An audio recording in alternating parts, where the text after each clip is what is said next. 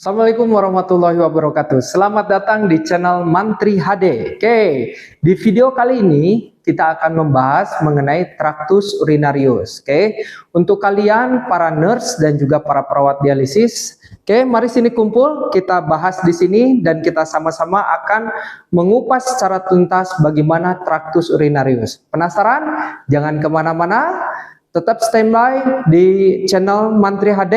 Jangan lupa share, like, dan subscribe. Oke, gas ke. 1, 2, 3,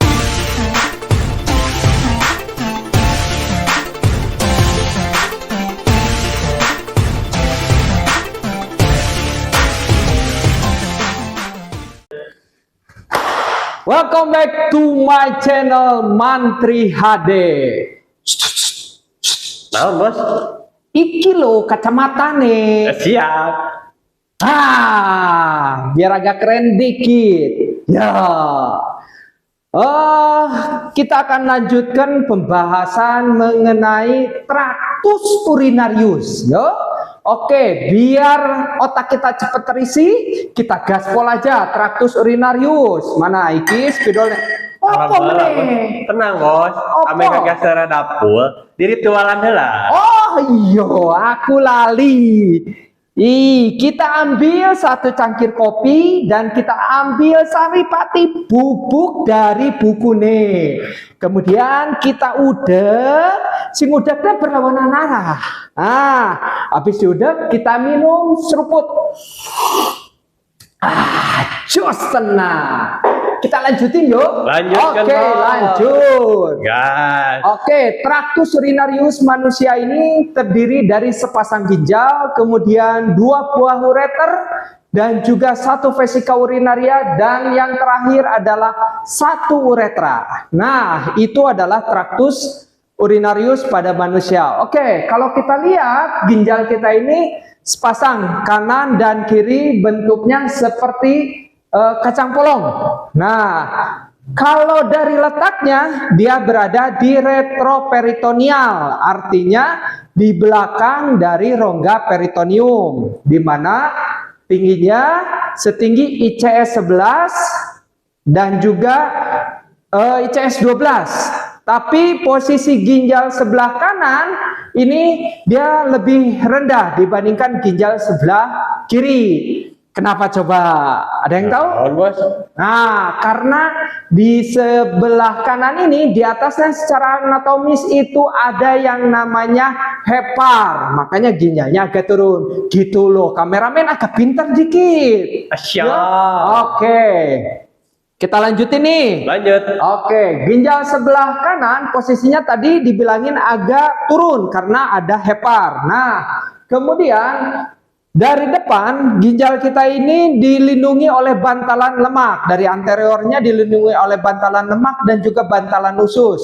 Kemudian di belakang dilindungi oleh 2 koste terakhir, koste 11 dan koste 12. Dan juga dipertahankan oleh yang namanya otot-otot yang penting yang dapat menyangga ginjal. Nah, ototnya apa aja?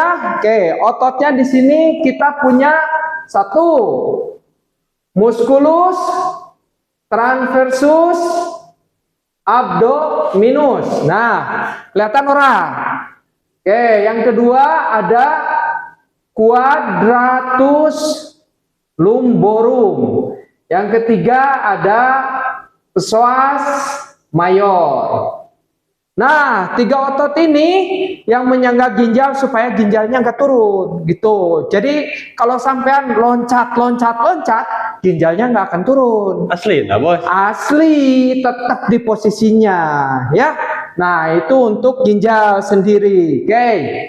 Sekarang kita lanjut ke ureter. Nah, jangan ketukar antara ureter dan uretra. Ureter ini yang dari ginjal menyambung ke vesika urinaria. Nah, ureter itu memiliki panjang, ini kurang lebih panjangnya sekitar 10 sampai dengan 15 inci. 10 sampai 15 inci. Berarti kalau disentimeterkan itu kurang lebih sekitar 25 sampai dengan 30 cm ya, kalau disentimeterkan. Nah, bagian dalam dari ureter ini dia terbentuk oleh sel-sel transisional dan juga otot polos longitudinal dan sirkuler. Tuh, itu bagian dalamnya. Sehingga bagian dalam tersebut memungkinkan terjadinya gerakan peristaltik. Nah, pijat-pijat, Bos. Pijat aja pikiranmu. Gerakan peristaltik untuk menurunkan urin dari ginjal menuju vesika urinaria. Gitu loh. Ya, jadi urin dari atas dari ginjal iku sing turun ngene tu vesika urinaria. Akibat gerakan peristaltik ureter. Itu. Kemudian secara radiologis ini dibagi menjadi 3 bagian. Bagian pertama dari sini, dari mana? Mulai dari pelvis sampai dengan sakrum bagian atas. Kita sebut itu dengan 1/3 proksimal. Nah, kemudian bagian kedua mulai dari sakrum atas sampai dengan batas sakrum bawah. Kita sebut itu dengan 1/3 medial. Nah, kemudian berikutnya adalah mulai dari sakrum bawah sampai dengan vesika urinaria. Kita sebut dengan 1/3 distal. Oke. Nah, jadi untuk apa sih pentingnya? Nah, nanti kalau misalkan ada batu, sampean kalau minum, kemudian nggak tahu minumnya banyak kapur, jadi batu. Batunya nanti misalkan kalau ke foto ada di sini, oh berarti 1/3 proksimal, gitu loh ya. Nah, kemudian selanjutnya kita masuk ke vesika urinaria. Nah, vesika urinaria ini fungsinya adalah menyimpan urin sementara di dalam tubuh kita. Ada 3 muara di vesika urinaria ini. 1, 2, 3. Nah, 2 muara berasal dari ureter. Kemudian lautan makanya kayak muara gitu. Jadi muaranya ini dari atas pipa yang masuk ke vesika urinaria. Kemudian 1 muara untuk keluar dari vesika urinaria menuju uretra. Nah, kemudian di sini ada 3 otot detrusor yang saling menganyam, gitu. Jadi saling menganyam untuk nanti membantu vesika urinaria berkontraksi, gitu loh, ya. Kemudian nanti selanjutnya akan menyalurkan urin menuju uretra. Nah, uretra sendiri pada laki-laki memiliki panjang kurang lebih sekitar 8 inci, pada wanita sekitar 1,5 inci. Dan memiliki sphincter interna dan eksterna. Kemudian tujuan ureter itu kan membuang urin keluar dari tubuh. Nah, bagian yang paling terluar kita sebut ini adalah meatus uretra. Jadi itu adalah tentang tractus urinarius. Kita geser dikit sini. Kita akan berbicara struktur dari ginjal. Iki bos, ginjal ini tak potong secara longitudinal. Nah, iki bentuk nih. Ya, bos longitudinal teh kumaha? Jadi secara vertikal. Iya. Iki loh bentuknya ya. Bentuknya iki terdiri dari 3 lapisan, ya, 3 lapisan. Kemudian jangan lupa nih, ini yang pertama yang paling atas, iki jenengane kelenjar suprarenal, ya. Tak tulis dulu sih, yo, kelenjar suprarenal, namanya juga kelenjar suprarenal, artinya berada di atas ginjal. Kalau bahasa Indonesianya adalah anak ginjal. Nah, kelenjar suprarenal ini terdiri dari 3 lapisan. Lapisan pertama kita sebut lapisan zona glomerulosa. Ya, ini dibagi 3. Sing pertama ini zona glomerulosa. Kemudian lapisan yang kedua, zona fasciculata. Zona fasciculata. Nah, yang ketiga adalah zona reticulata, ya. Zona reticulata. Nah, ini lapisannya seperti ini kurang lebih untuk di kelenjar suprarenal. Nah, berikutnya kita masuk ke ginjal nih. Nah, ginjal sendiri memiliki panjang kurang lebih sekitar panjangnya ini 10 sampai dengan 15 cm. Oke, kita memiliki panjang, tak gambarin gini aja ya, panjang ini sekitar 10 sampai dengan 15 cm. Nah, kemudian memiliki lebar. Nah, ini gambar lebarnya kayak gini ya. Lebar ini sekitar 5 sampai dengan 7 cm. Kemudian memiliki ketebalan 3 sampai dengan 5 cm. Tebalnya 3 sampai dengan 5 cm. Tuh. Ginjal laki-laki memiliki berat itu sekitar 150 sampai dengan 170 gram. Dan ginjal perempuan memiliki berat sekitar 120 sampai dengan 150 gram ya. Jadi untuk yang laki-laki ini gambarnya ini terbalik ya. Laki-laki ini panah ya. Simpanah ya? Panah. Perempuan iki tambah. Oke. Laki-laki ini 150 sampai 170, yang perempuan 120 sampai dengan 150 gram. Nah, itu untuk beratnya. Nah, kemudian jangan lupa. Nih, tadi di ginjal itu ada yang namanya hilus. Hilus itu yang mana? Nih. Hilus itu apa? Hilus itu tempat masuknya arteri renalis ke sini dan juga nervus renalis masuk ke sini serta tempat keluarnya vena renalis ya. Nah, iku jenengane hilus ya. Sekali lagi, hilus itu adalah tempat masuknya arteri renalis dan juga nervus renalis dan tempat keluarnya vena renalis. Oke, itu hilus. Lanjut. Bagian yang saya arsir ini, nah bagian yang saya arsir ini namanya korteks. Nah, kemudian bagian yang tengah yang ada segitiga-segitiganya, yang tengah itu namanya bagiannya adalah bagian medula. Medula ya, jangan lupa. Nah, di medula ini berisi piramida-piramida seperti ini.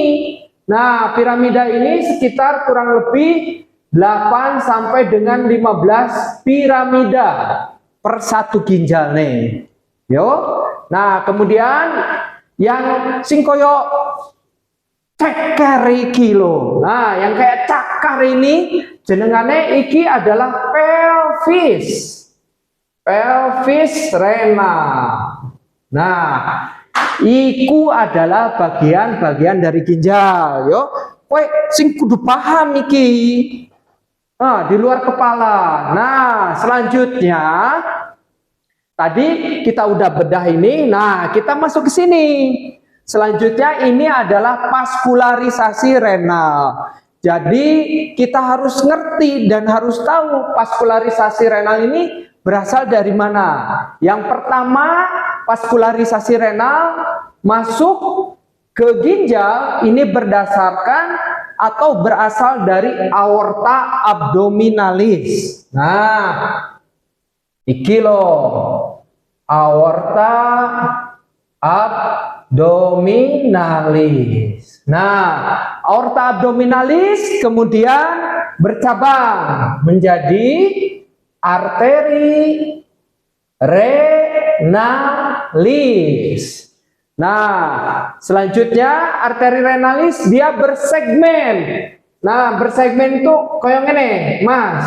Nah, sini ke pelvis gitu ya. Nah, bersegmen. Nah, yang warna ini nih, yang kayak cakar ini, namanya arteri segmental. Nah, selanjutnya dia berjalan di antara lobus piramida. Lobus piramida ini. Nah, namanya dia arteri lobular. ya. Arteri lobular. Kemudian habis itu dia melengkung. Nah, melengkung. Koyo ngene ini, melengkung, sing iki melengkung. Melengkung iki jenengane adalah arteri arcuata. Yo. Nah, habis itu masuk bercabang ke yang kecil. Nah, dia masuk bercabang ke yang kecil, baru namanya adalah arteri interlobaris, ya. Jadi jangan ketukar. Kalau yang ini interlobaris, kalau ini interlobularis. Nah, interlobaris yang di antara piramida, kalau yang ini interlobularis. Mirip-mirip namanya, jangan ketukar. Nah, habis itu baru dia mulai masuk ke nefron. Nah, di nefron iku ono jenengane arteriol afferent. Nah, ojo lali yo, jangan ketukar. Jadi di nefron itu ada yang namanya arteriol afferent. Nah, kenapa arteriol? Karena arteriol ini dia lebih kecil, ya, dibandingkan arteri. Jadi namanya arteriol afferent. Dari arteriol afferent masuk ke glomerulus, kemudian dia keluar ke arteriol efferent, ya. Arteriol efferent. Nah, kemudian dia masuk ke kapiler peritubular. Dari situ vasa recta, kemudian masuk ke venula, ya. Venula. Nah, selanjutnya kita lanjutin lagi ya. Venula mana di sini? Habis itu kita masuk ke vena interlobular, ya. Vena interlobular. Nah, selanjutnya naik dia ke vena arcuata. Selanjutnya naik lagi dia ke mana? Ke vena interlobar. Vena interlobar. Nah, dari vena interlobar masuk ke vena segmental. Dari vena segmental dia masuk ke vena renalis. Habis itu dia masuk ke sini. Apa ini namanya? Ini adalah vena cava inferior. Nah, itu ya. Oke, jadi kita rekap ulang lagi. Nah, perdarahan untuk ginjal itu berasal dari aorta abdominalis, dia bercabang ke arteri renalis, kemudian bercabang ke segmental arteri, kemudian masuk ke arteri lobularis, kemudian ke arcuata, kemudian ke interlobularis. Nah, dari sana dia masuk kemudian ke nefron. Nah, di nefron ini pembuluh darahnya udah kecil, jadi jenengannya arteriol. Nah, arteriol afferent. Dari sana masuk ke glomerulus, masuk ke arteriol efferent, kemudian dia masuk ke kapiler peritubular. Nah, baru di sana ke venula. Nah, venulanya apa aja? Ada vena interlobar, kemudian naik ke vena arcuata, kemudian naik ke vena interlobar, kemudian ke vena segmental, kemudian ke vena renalis, dan ke vena cava inferior. Oh ya, nah ginjal ini sendiri menerima asupan kurang lebih sekitar 25% dari cardiac output. Nah, jadi regulasinya itu 25% masuk ke ginjal dari cardiac output. Lah, nanti kalau kurang bagaimana? Nanti kalau kurang ada yang namanya sel juxta yang akan menjadi autoregulasi di dalam ginjal. Lah, itu nanti aku akan jelasin di video berikutnya ya. Jadi jangan kemana-mana. Oke, tak minum dulu yo. Nah, biar pintar dulu. Renang kebo, Bos. Kameramen, iki otaknya panas. Panas. AC-nya dinyalakan dulu ya. Ya. Oke, lanjut ya. Lanjut. Lanjut. Kita tak geser ke sebelahnya. Nah, geser ke sebelahnya, kita akan lihat nih lapisan ginjal sebelah sini. Tadi paling atas ini namanya korteks. Kemudian dari sini ke sini, ini namanya adalah medula. Nah, ini di dalam korteks ini ada dua jenis nefron, ya. Jenis nefron yang berbeda. Yang paling atas, kepalanya di atas, kepalanya di atas nih, ya. Kepalanya di atas kita kasih nama adalah nefron kortikal. Dan kemudian yang kepalanya di bawah di sini kita sebut dia adalah nefron juxta. Nah, jumlahnya ini 80%, ini 20%. Nah, ginjal kita ini satu ginjalnya memiliki sekitar 1,25 juta nefron. Nah, berarti kalau dua ya tinggal dikalikan. Jadi nikmat Tuhanmu yang mana lagi yang kamu dustakan?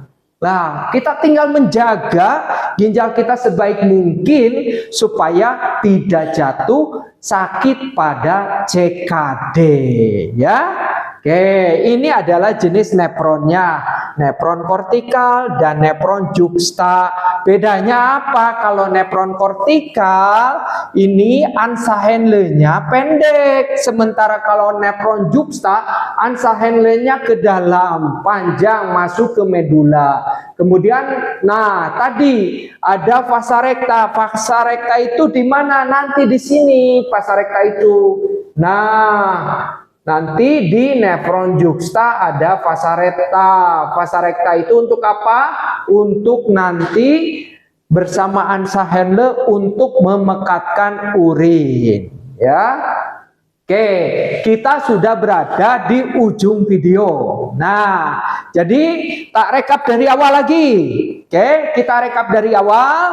Ginjal kita ini berada di retroperitoneal sepasang, kemudian dilanjutkan dengan ureter.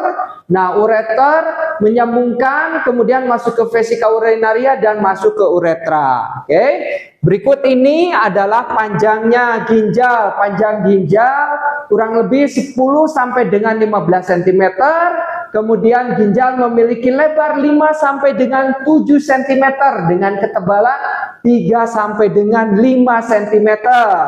Nah, selanjutnya ginjal laki-laki berbeda dengan ginjal perempuan. Oke, berlanjut ke vaskularisasi renal. Ini berasal dari aorta abdominalis masuk ke arteri renalis. Kemudian dia masuk sampai ke nefron dan keluar lagi ke vena renalis, masuk ke vena cava inferior. Nah, yang kita lihat ini, nefron ini, satu paket ini ada arteriol, kemudian ada glomerulus, kemudian ada arteriol efferent, kemudian ada capsula Bowman dan juga vasa recta. Ini yang kita namakan dengan korpuskular ginjal.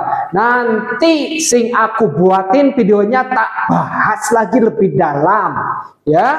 Nah, ini adalah tentang traktus urinarius. Di video terakhir kita masuk ke persarapannya. Oke?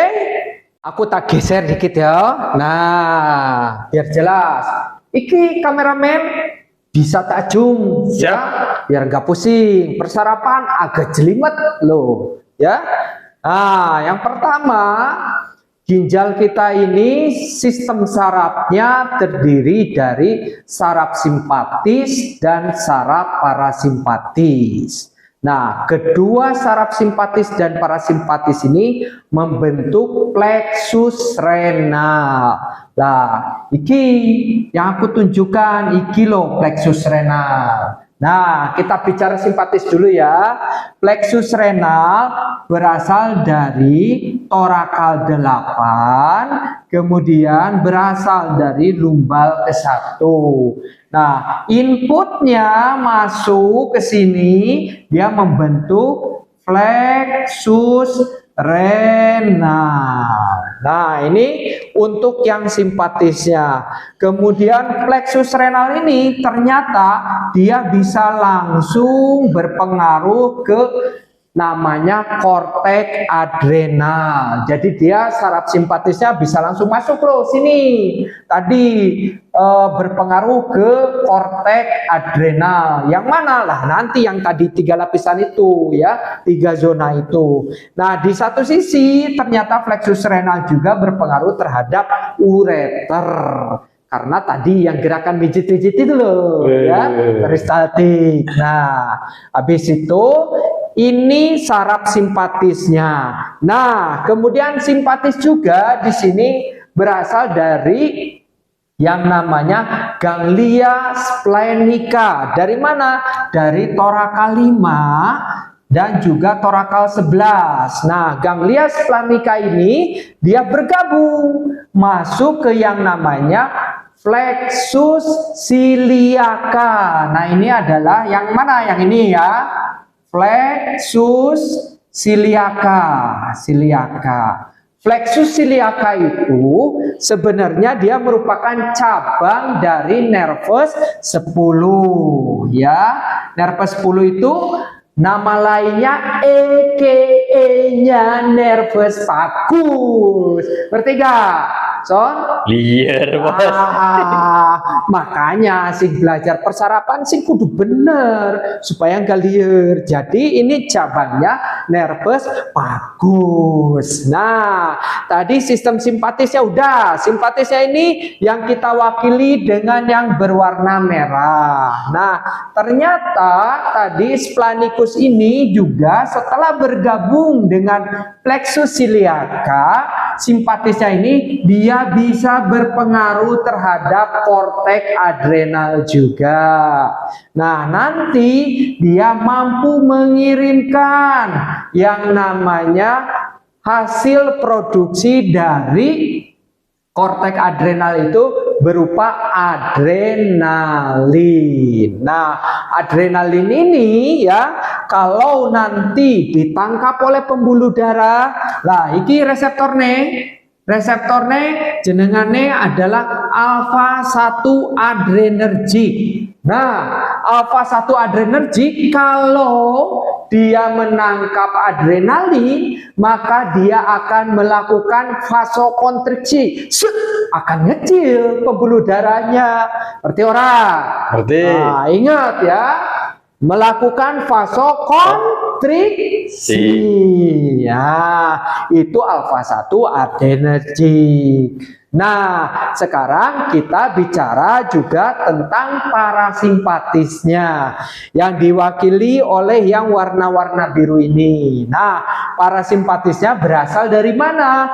Dari sakral kedua sampai dengan sakral keempat. Nih, yang ini parasimpatisnya. Dia membentuk yang namanya plexus mesenterica ya. Sini ya. Plexus mesenterica. Nah, plexus mesenterica ini atau saraf parasimpatis ini bekerjanya antagonis, berlawanan arah. Nah, dengan yang namanya saraf simpatis. Jadi dia merelaksasi tugasnya. Nah, plexus mesenterica juga dia mengirimkan impuls juga ke plexus ciliaca. Jadi bergabung juga ke sana. Bisa dia merilis nanti atau menginervasi ke korteks adrenal. Bisa juga dia langsung ke yang namanya aortikorenal. Nah, yang ini aortikorenal. Aortikorenal itu merupakan ganglia yang merupakan bagian dari plexus ciliaca. Nah, tugas dia apa? Sama, nanti tugas dia menstimulasi ke ginjalnya. Kalau tadi dia sudah di vasokonstriksi, nggak mungkin lah darah kita terus tinggi, harus direlaksasi gitu, Bos. Biar seimbang hidup itu ya. Nah, makanya nanti dia akan di ujung sinap dia akan mengeluarkan yang namanya dopamin. Dopamin ini saya buat di yang warna coklat titik-titik biru. Nah, dopamin dalam jumlah kecil maka akan membuat vasodilatasi. Nah, kalau bagaimana kalau nanti ditangkap oleh D1 dan D2 reseptor ya. Tadi dopamin apabila ditangkap oleh D1 reseptor, nah maka ujungnya dia akan memvasodilatasi pembuluh darah. Mekanismenya bagaimana? Vesikel dopamin ini nanti pecah, keluar neurotransmitter. Nah, sini keluar, kemudian ditangkap oleh D1. Nah, D1 ini dia akan menstimulasi yang namanya GCPR. Apa iki GCPR itu? GCPR itu guanosin coupled protein receptor. Nah, GCPR, guanosin coupled protein receptor. Nah, dia akan aktif bagaimana kalau dia memisahkan GDP dan GTP. Nah, jadi dia bisa G-stimulatorinya ini aktif kalau dia memisahkan antara GDP dan GTP. Apalagi iki? GDP ini adalah guanosin difosfat dan GTP itu adalah jenengannya buat guanosin trifosfat. Ngerti orang son? Good. Nah, guanosin trifosfat ini nanti dia akan berpengaruh terhadap yang namanya adenyl cyclic, kita singkat AC. Nah, tugas adenyl cyclic itu apa?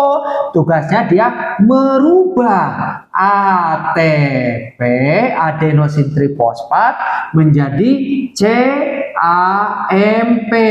Nah, CAMP ini cyclic adenosine monofosfat, di mana hasil akhirnya adalah nanti berupa PKA, protein kinase. Nah, protein kinase ini nanti dia akan menempel pada channel kalium. Nah, nanti dia akan menempel sini. Anggaplah channel kaliumnya ini yang warna hitam. Nah, jadi apa kalau menempel? Kita sebut dia jenengannya adalah fosfoliferasi, penempelan protein kinase terhadap channel elektrolit. Ya, jenengannya adalah fosfoliferasi. Apa yang terjadi kalau channel kalium ditempel oleh protein kinase? Maka dia akan membuka selebar-lebarnya sehingga kalium banyak masuk ke dalam sel pembuluh darah. Nah, kalau dia masuk ke dalam sel pembuluh darah, maka nanti pembuluh darah akan hiperpolarisasi, ya, sehingga terjadi hiperpolarisasi. Nah, ujungnya adalah menjadi vasodilatasi.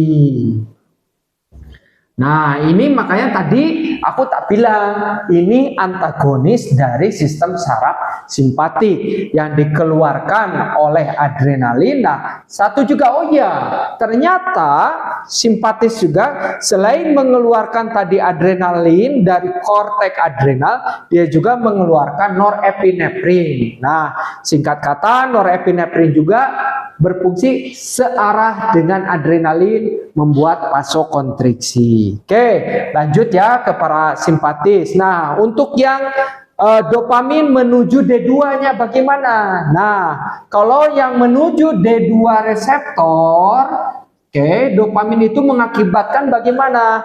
Mengakibatkan siklus CAMP ini diberhentikan. Nah, makanya dia ini menggandeng yang namanya G-inhibitor, ya. G-inhibitor itu apa? Guanosin inhibitor. Lah, terus gimana kok ini diberhentikan? Tugas dia nanti akan berpengaruh terhadap apa? G-inhibitor ini nanti dia akan berpengaruh ke sini nih. Kemana? Nah, secara langsung jalan-jalan ke kapsula Bowman, ya, di mana nanti di kapsula Bowman khususnya masuk ke tubulus proksimal, proses reabsorpsinya diperlambat atau dihambat. Sehingga nanti di tubulus proksimal ini banyak mengandung air dan natrium, dan tubuh akan berupaya untuk mengeluarkan itu.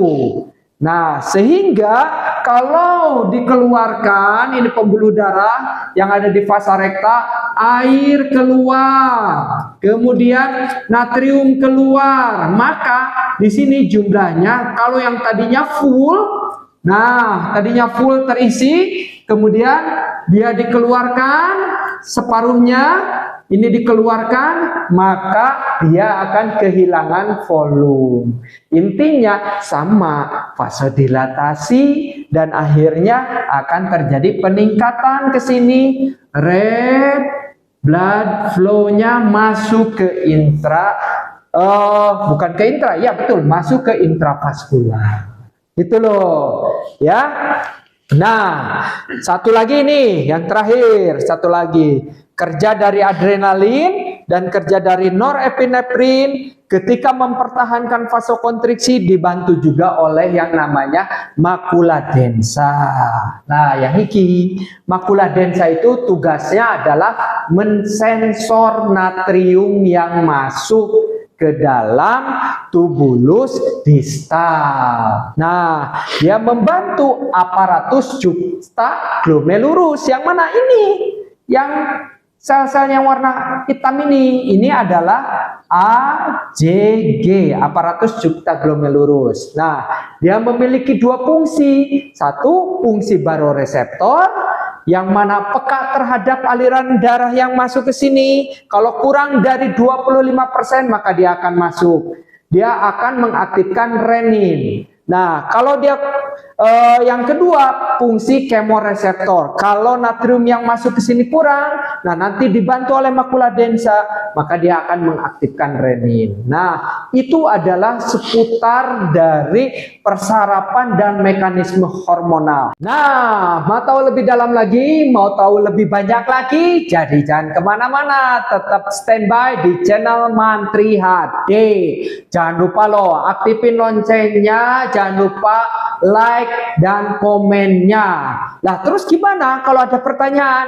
Ya nanti kalian bisa ngechat di kolom komentar. Bener gak? Bener. Nah, Kolom komentar. kolom komentar. Nah, nanti kalau videonya makin banyak, nah nanti kan banyak nih videonya.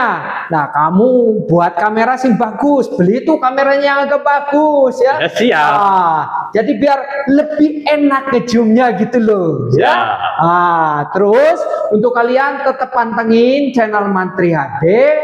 Jangan kemana-mana, biar otaknya nanti makin terisi, makin banyak dan makin pinter ya. Lah otak kamu itu kenapa? Panas, bose.